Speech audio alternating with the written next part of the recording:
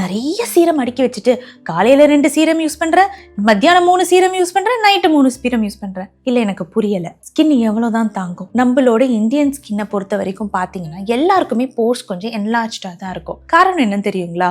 நம்ம இருக்கிற கிளைமேட்டிக் கண்டிஷனுங்க, நம்மளுக்கு எவ்வளவு ஹியூமிடா இருக்கு, அதுக்கு நம்ம ஸ்வெட் ஆகணும்னா போர்ஸ் ஓப்பன் ஆகணும். ஆயில் வெளில வரணும்னா போர்ஸ் ஓப்பன் ஆகணும். இதெல்லாம் க்ளோஸ்டா இருந்துச்சுன்னா ஸ்வெட் எப்படி வெளில வரும், ஆயில் எப்படி வெளில வரும்? சோ நம்ம போர்ஸ் கொஞ்சம் என்லார்ஜ்டு தான் யூஸ்வலாவே மிச்ச ரேசஸோட கம்பேர் பண்ணும்போது. நீங்க இதுல 1 இல்ல 2 3 4 5 6 அடிக்கிட்டே போனீங்கன்னா முதல்ல 2வதுக்கு மேல போடுறது வேலை செய்யுமான்னு தெரியாது.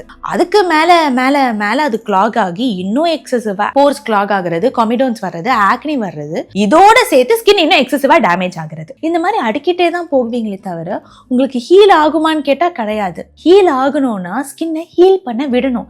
எதுவும் போடாம அதை போட்டு பாடாப்படுத்தாம கொஞ்ச நேரம் அதை விடணும்.